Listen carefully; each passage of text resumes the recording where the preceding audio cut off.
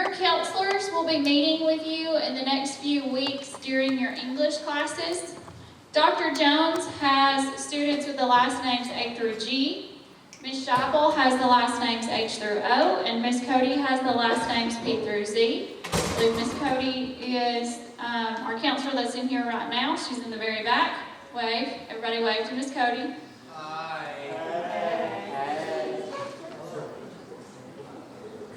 Some other registration personnel that you need to know. Mr. Creek, he's also in the back. Everybody wave. Hello.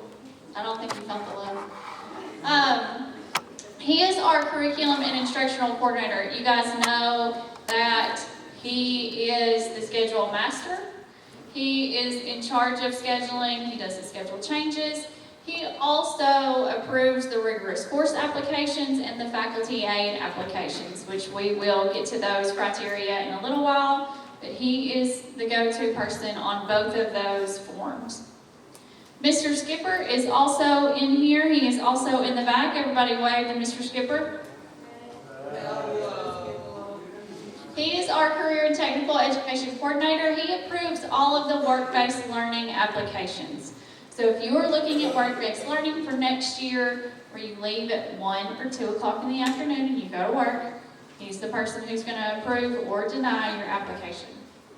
I'm Dr. Carney. I work with dual enrollment and early graduates, and a slew of other things, but for you guys, if you are looking at early graduate for next year or dual enrollment classes for next year, I will be the person that you speak to. We also have our special services. Ladies, we have 2 consulting teachers. That's Ms. Hoover. She has the seniors, and then we also have Ms. Holbrook as the other consulting teacher. Ms. Tina Daniels is their administrative assistant. They are located down in the math hallway. Okay, so graduation requirements. So you need 23 credits to graduate high school. That is what is listed on the white sheet that you have in front of you. You also have to take the ACT, which you should typically do your junior year. That's coming up. You will also have to take the civics exam your senior year. You have to meet all 3 of those requirements in order to graduate from Coffee County Central High School. Now, when we talk about credits, a credit is typically a class that you have taken and passed, and that is how you earn a credit. The majority of the classes that Coffee County offers, it is a half a credit every semester. So a full year of math is 1 credit, okay? So you need 23 credits. But you cannot have 23 credits of PE and graduate. It doesn't work like that. So, the 23 credits that you guys need, you've got to have 4 English credits. You have to have 4 math credits. And the state of Tennessee says that you have to be enrolled in a math every single year that you are in high school. You must have 3 science credits. That must be a lab science, biology, and chemistry or physics. You must have 3 social studies credits, 2 foreign language credits, and they must be the same foreign language. We do have options for you to waive the foreign language or test out as a native speaker. You must have 1.5 credits of wellness and health or ROTC 1 and 2. 1 fine art credit, a half a credit of personal finance, 3 courses with your program of study, and 1 elective credit. That is the criteria that you have to have in order to graduate from Coffee County Central High School, along with taking the ACT and your civics exam your senior year. So, the checklist that you have in front of you If you are concerned that you are not on track to graduate, I would highly encourage you and recommend that you check off any of the classes that you have taken and passed as far as your checklist goes. Go through that yourself. If you have failed a course, you will have to make up that credit if it is a graduation requirement. Okay? So be sure that you pay attention to your graduation requirements and what you have passed, what you have failed, and what you still need to take for next year.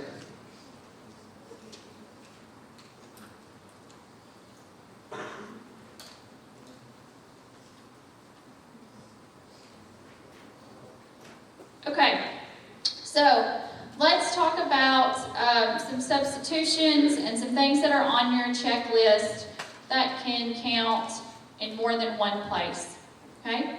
And also just some classes that commonly get confused. Culinary arts. Does anybody think that that's a fine art? It is not. Culinary arts, you are cooking. It is a career and technical education course. It is a program of study. Okay? You will see on the right hand of your checklist that there are multiple options to complete your fine art credit. So it's not just visual arts with Miss Bassick. You can also take digital arts and design. You can take dual enrollment speech. There are multiple options that can count for your fine art credit. Health science. Is that a science class? Says it in the title. It's a program of study course for career and technical education. It would not count as one of your sciences for your graduation requirements. So make sure that when you are checking off your classes, that you are double checking if you have actually met your graduation requirements and that the courses that you have taken count for your graduation requirements. Okay, new courses that we have for next year that are brand new. We are offering AP Calculus, Dual Enrollment Industrial Maintenance and Technology, World Geography, Ancient History, and then we are also offering dual enrollment Building and Construction and Cosmetology. So you're going to see one on your sign-up sheet. This is something that we put on the sheet to see what the interest is, okay? So it's called industrial maintenance. So if you know or you plan on going into the field of industrial maintenance, we're going to see if we get enough kids for the cohort, right? It's an opportunity where we can come in, you'll be double booked and get an industrial maintenance credits, because we do have that through our TCAT that's in Manchester. So the only prerequisite of that is that you need to have a background, whether it's STEM, machining, or welding. One of the technology industries, you need to have had that as a program of study or experience some of those classes to do the industrial maintenance. So if you have questions about that specifically, you can talk to me. The other one, the cosmetology that we're adding as dual enrollment, those are collected hours. A lot of y'all have cosmetology. It is going to be, these are paid courses, right? Because you're getting credit. You're knocking out hours as you go forward. These are going to be approved by the instructor here.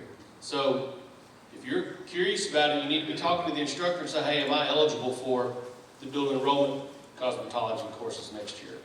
The same thing for construction. Talk to Mr. Nugent. Am I eligible for the dual enrollment construction? Same thing for welding. Those of you in here, anybody in here doing dual enrollment welding now? I know there are. No, you don't know that you are, but you are. There's several of you that are.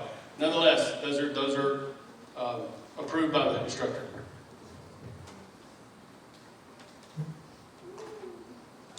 Rigorous courses.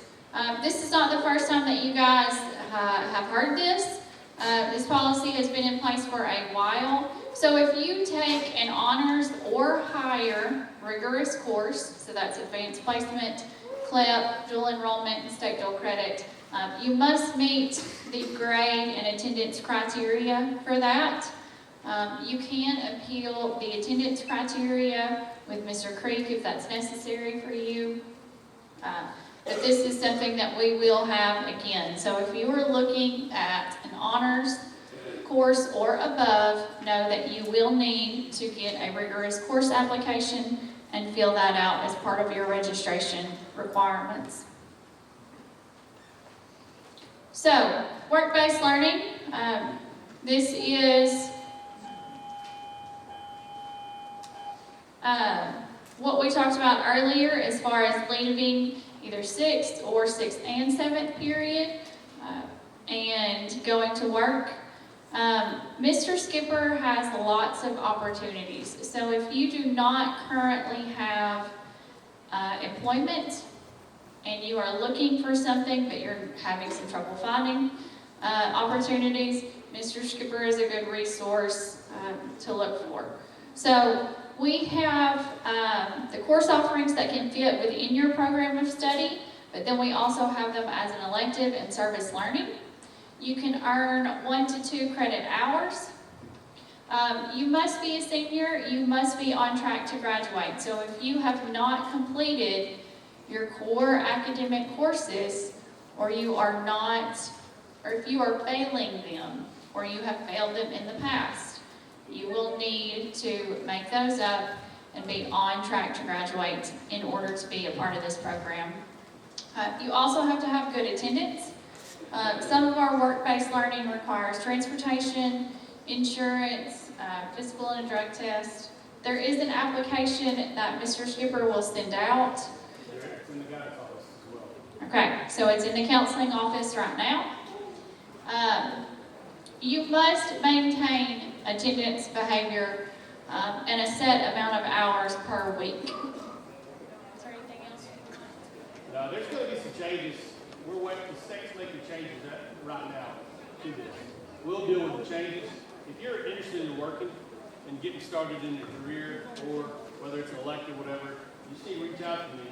There's a lot of options that are available to go unused each year that feed into down the road a career, or buy-in is huge. I think those students right now are making, I don't know, how much? Like $15, $16 an hour. I mean, it's crazy. If you want to get started, there's a cost to it, but if you want to get started, there's opportunities for you. Then you got to. If you are looking at your schedule for next year and you are realizing that the majority of your graduation requirements are complete and you've got a little bit of extra room in your schedule, work-based learning is a good opportunity if you have that time in your schedule. Hey, Ms. Connie, can I share one thing? Hey, guys, I just want to share this with y'all. I mean, that's what I do. I meet regularly with business and industry.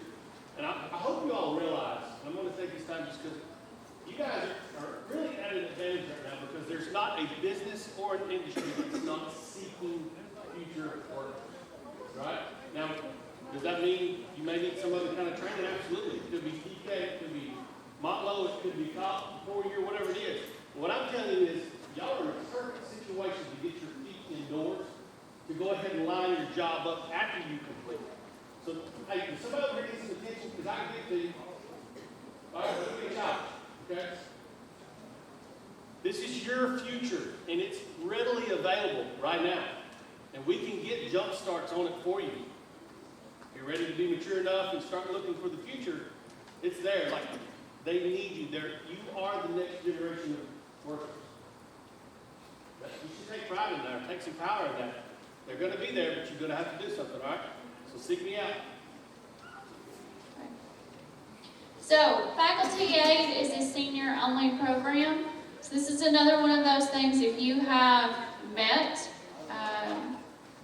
the majority of your graduation requirements and you've got a little bit of extra time in your schedule, you can be a faculty teacher's aide or an office aide as long as you have a 3.0 GPA, good behavior, no more than 5 absences, no more than 5 tardies or checkouts, and I believe that these have to be excused. Mr. Creek, is that correct? Just 5? Okay. So, if you are looking at doing this in the fall, make sure that you're paying attention to your attendance now. And then Mr. Creek will certify those every semester. Early post-secondary opportunities. So this is going to take the majority of our time. So all of these programs that we are about to go over are opportunities that you can earn college credit or career training while you are still in this building. So you can make use of your time next year in the wisest way possible.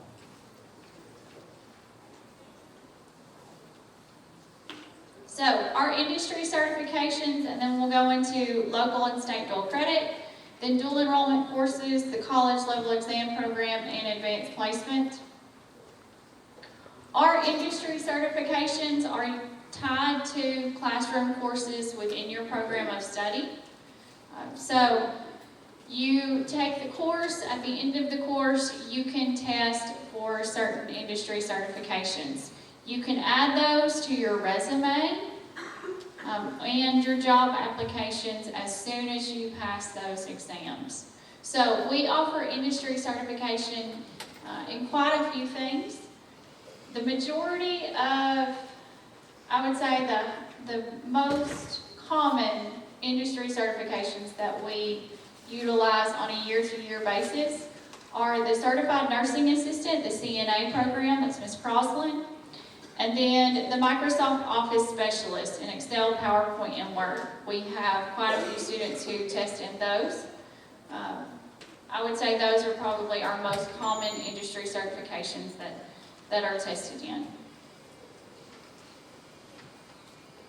So, local dual credit is our next EPSO. That's a classroom course, and then at the end of the class, you take an exam. Those fees range from anywhere from $10 to $25. Mr. Skipper, if he has the money, he will generally reimburse the students who have passed those exams. So there is a chance, he tries to work with us every single year, that if you want to take those courses, that you get some of your money back. Local dual credit is through a partnership with Montlow State Community College. So once you take the course, you pass the exam, then Montlow will place that credit on your Montlow transcript. If you have other courses with Montlow or you are planning to go to Montlow, that can transfer out. But if you are not planning to go to Montlow, it may not be the best option for you. So just keep that in mind.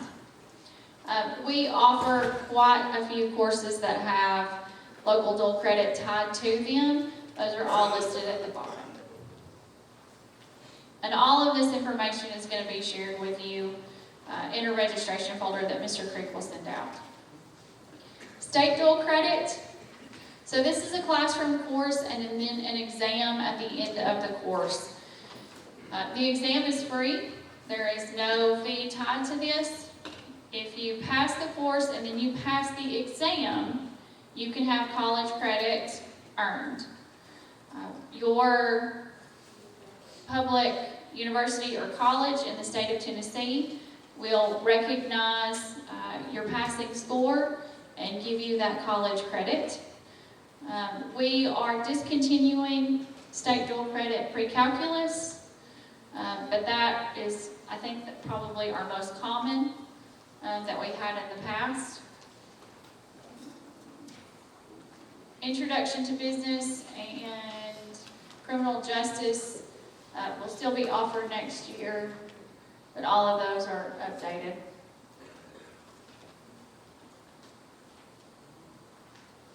College level exam program. This is just an exam that you can take at the end of the school year. We do recommend that you take the class that is tied to it. But you can pay the exam fee, which is $87.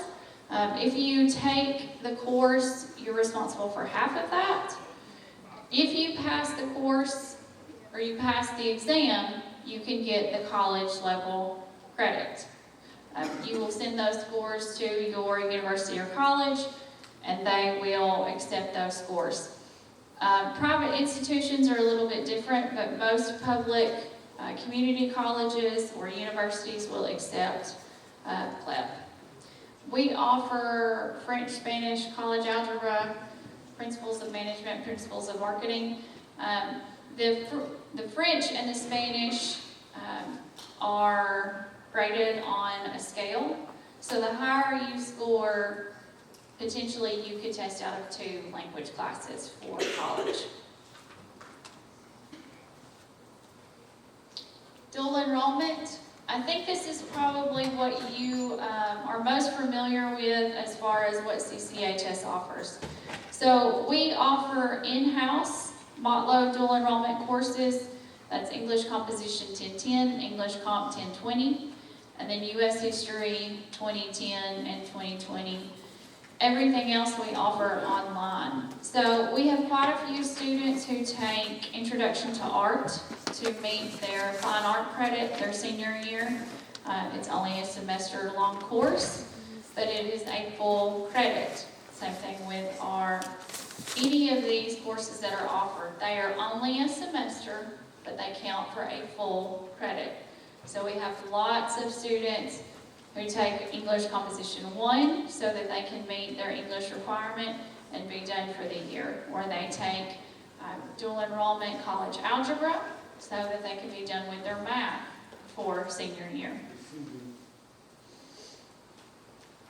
If you were a junior this year and you took English Comp 1 and English Comp 2, you do not have to have an English your senior year.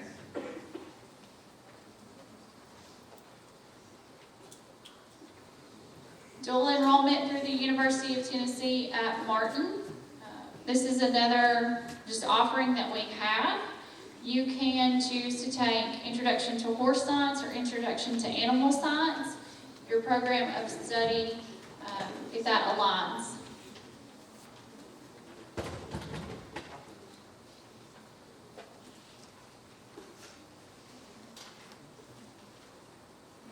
Dual enrollment through Tennessee College of Applied Technology. So we added welding 1 and 2 last year. We are adding the industrial maintenance, the building construction, and the cosmetology this year. So if you are looking at a career and technical pathway, if you are looking at going to the Tennessee College of Applied Technology after you graduate and you are looking at one of these programs, you can go ahead and start these programs next year as a senior and shorten your time at the Tennessee College of Applied Technology. You can shorten your program after you graduate high school. So instead of having an 18 or a 24-month program, you might could shorten it down to 16 months or 20 months.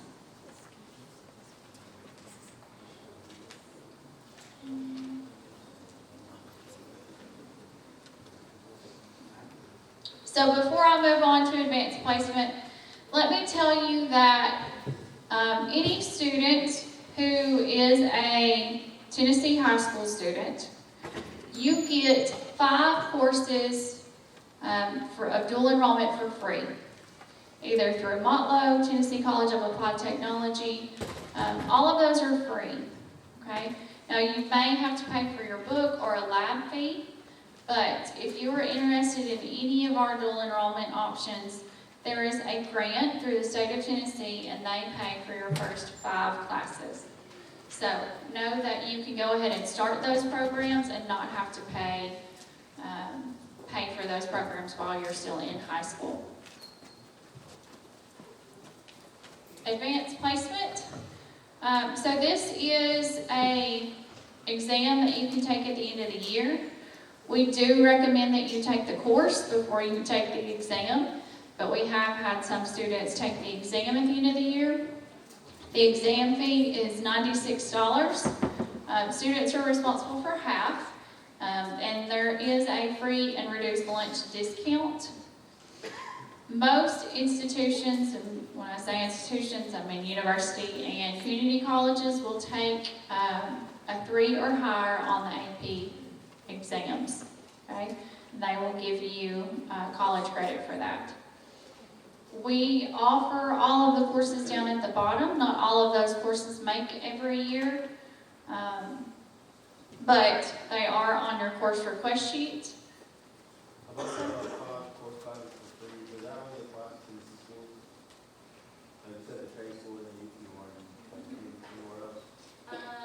Any public institution within the state of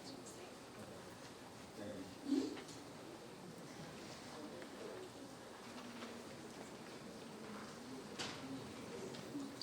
Okay, so we offer advanced placements in our school, in a classroom with one of our teachers. We also offer advanced placement called AP Access for All, which is online. And that can be in addition to your class schedule here, or if you are looking at an AP course that we are not able to offer because we don't have enough student interest, we can put that into your schedule so that you can have a period during the day to work on that AP course. There are no fees for the AP Access Online. It's free. It's free for you. It's free exam. That's the biggest difference between the AP in a classroom and the AP online. But if we are not able to offer it in a classroom because we don't have enough student interest, this is an option.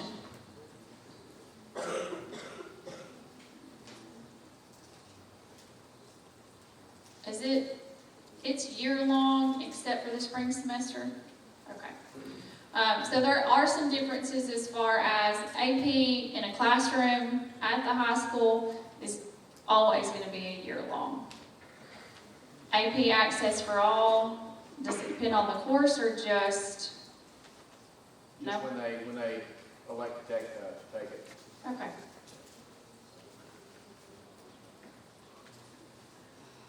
Okay, so your large meetings, obviously we started those today for just your whole class. We will do counselor and individual registration through your English teacher. We will begin those February 21st. If you are interested in your specific day that we will register you, you can ask your English teacher.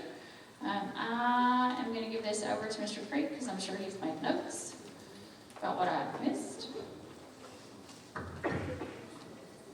Mr. Creek. All right, so to piggyback on the registration process with your counselors, for you all as juniors, or rising seniors, class of 24, that will start on March the 3rd, I'm pretty sure, through Miss Brown and maybe Miss Combs English classes. I can't remember specifically, but March the 3rd is when you guys will start registering, I'm pretty certain. And that schedule, along with any material you possibly need for registration, will be shared with you guys through your email.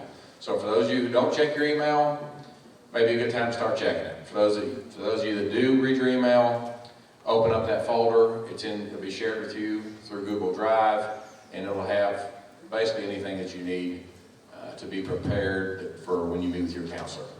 Okay? A couple notes I just want to touch on as far as the faculty aid list. So obviously we only have X amount of teachers in this building. The majority of them can have one faculty aide. There are a few that can have two. So what you all will need to do when I share out the list, the document that's in a folder, you'll need to go and find the teacher that you want to be an aide for, assuming that you meet the criteria. Get permission from that teacher. The form gets turned in, and then I update the list. So for example, if you want to be a faculty aide for Ms. Crosland, I'd put Ms. Crosland's name and put your name beside it and mark it off. That way the rest of you guys wouldn't go to Ms. Crosland and ask her to be a faculty aide. because she wouldn't be available. So it's a live document through a Google Doc, and so take a look at that when you want to be a faculty aide for somebody, assuming that you meet the criteria. Also, student view, if you don't have that, I would suggest getting that, because when I work on scheduling over the summer and schedules are ready, I'll send out an email, and if you don't have student view, you're not going to be able to view your schedule. That's when I get a ton of emails saying, hey, I need my student view information. I'm not dealing with that over the summer. So you can just, at that point, wait until you come to school on August the 1st or whatever day our first day of school is in the fall. So I would strongly encourage you to get student view set up now, so that way you can see your schedule when it's ready. Also, you should be able to see the course requests that you've picked for next school year. The graduation checklist you have in front of you, I would encourage you to take a picture of it. If you've checked off courses you've taken and passed, continually keep up with that checklist. Your counselor does that as well, but it's a two-way street. You guys need to make sure you keep up with it, your parents, along with the school. As Mr. Skipper said, there's some courses that require approval, in addition to the dual enrollment courses he mentioned. Some of our work-based learning courses, so marketing, which is the bookstore, that's going to need approval. Yearbook needs approval. Journalism needs approval. So some courses that need to be approved, and those teachers send me lists. Here are the 12 students that are able to be in yearbook.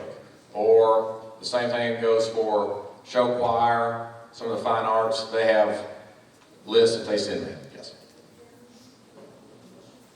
So the question that she asked up here, does journalism count as an English credit? The answer to that is no. It does not. It basically counts as an elective. Actually, it also meets the humanities program of study. Is that right, Dr. Carney? Yes. So it meets the humanities program of study if you're interested in journalism. And just because you've not done it to this point doesn't mean you can't do it your first year as a senior. Okay? Alternatives. On the back of the course request sheet, I think the back right corner, lower right corner, it says alternates or alternatives. Make sure you select and pick several. And those are not like I signed up for AP English and my backup is English 4. I'm talking about alternates or alternatives for your non-core classes. So make sure that you fill that out. It does need to be legible. Thank you for reminding me of that. I need to be able to read it. And you need to fill several out. Because as seniors, you guys basically get the leftovers, or the last dibs, so to speak, on the level 1 courses. So if you want to take marketing 1 for the first time, speaking of which, we will have a senior-only section of marketing, so 25 seniors. If you want to take marketing 1 next year and you've not had it yet, you can take it next year, be a part of DECA, and then also that counts as your economics graduation requirement. So we did that this year, had a senior-only section. We're going to do it again next year. I know we'll have 1, maybe 2. I'm not sure what Mr. Skipper's thinking on that, but we'll definitely have 1. The video, or there is a video of this presentation that will be shared as well. So for you, if you want to recap it with your parents, or if you've got a classmate that was absent, they can pull this up and watch it if they want to. Also, in the folder that we'll share with you guys, there are basically videos that promote certain classes. Teachers were asked if they wanted to create videos or presentations, they could. And so if you're interested in some courses, you don't know what it's about, Dr. Carney's created a list of courses and the descriptions that go with those, but then there's also videos that some teachers created. So you can watch a brief video of that in addition to maybe reading the course descriptions. Unlike all high schools in Tennessee, we do average semester 1 with semester 2 to possibly give you a full credit. So if you made a 50 the first semester and made a 70 the second semester, you've now passed for the entire year with an average of 60. Not all high schools do that, so that's something that we do here, just to make you aware that if you fail first semester, you can still earn the full year worth of credit. The AP Access for All that Dr. Carney mentioned, it is all online. I can put you in a learning lab to complete that, or it can be done outside of the normal 7-period day. So if you do work-based learning, 6th and 7th, and want to take an AP online course, you can do that outside of the day, and it still will go on your transcript. Once again, the test is free if you participate in online AP courses. If you have any questions about that, you can email me, but we need to get you signed up as soon as possible when that opens up for 23-24 school year. So if you're interested, make sure you have those discussions with your counselors. Last thing I'm seeing here is substitutions. So on your graduation checklist, it does tell you what substitutes for what. So for example, marketing substitutes for econ. Another course, if you're interested in business economics, it substitutes for econ or economics. If you have already had economics or you've taken marketing, you can still take business econ, for example, and it counts as your U.S. government requirement. The state dictates that. And so if you really like to stay in the business field, in the business department, and you've taken marketing, you can take business econ as well, and that counts as your government requirement. Yes? Yes, so question again here was about ROTC. If you look on that, I think it's on the right side on the bottom, JROTC 1, 2, and 3 takes care of all your wellness, your physical activity, your U.S. government, and your personal finance. So it substitutes for all of those courses. So if you have any questions about substitutions, your counselors are pretty well versed on that and can help you out. But definitely look over the graduation checklist as you guys prepare for your senior year. We have a few minutes left, about 3 or 4 minutes. Does anybody have any questions that's pertinent to the entire group? If it's just about you and you're going to a school and you want to know if this is a good choice, we can answer those individually at the end of homeroom. So when the bell just rings for the end of homeroom, you guys will obviously go to 5th period. But does anybody have any questions for the entire group? Yes, sir.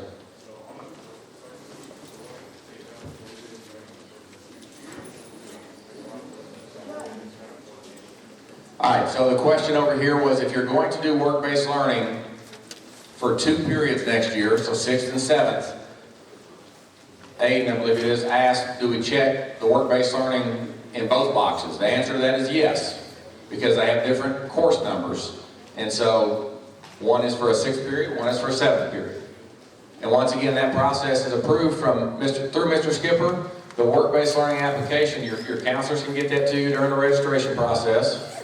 It's also online, it's going to be shared with you. And so, once again, just talk to your counselor, or maybe Ms. Hoover or Ms. Holbrook, if you're with them, talk with them about work-based learning. Yes, Mr. Skipper. Okay, so that's why I talked about some changes that are going on. Now, work-based learning form, fill out every blank. There's a blank going to say, what's your program of study? That's going to determine how we get you loaded in the system. If you're not sure what your program of study is, you need to look it up on your transcript, or you need to look it up, whether it's automotive, whether it's business, whether it's marketing. You need to be able to put that down there so we can get you lined up. Just with some things that we have to do. The other thing is, if you already have a job, you need to make sure that that business is willing to participate and be a supervisor for you. Walmart won't do it. That's the only one in this area that we've run into where it's not worth their time. But otherwise, we haven't really run into anybody else that's not willing to provide a supervisor. But answer all the sections on that work-based learning application. We need to know that to get you signed up for the right section. All right, we have about a minute left. One other reminder that Dr. Carney mentioned, physics. Yeah. Physics counts as a graduation requirement, and it also can count as a 4th year of math, because you guys all have to have a 4th year of math. So if you've not had chemistry or physics yet, and you're taking it next year, physics may be something you want to look at that can count as your physics graduation requirement and as your 4th year math. That's what's called double dipping, so it counts in 2 different areas. Yes?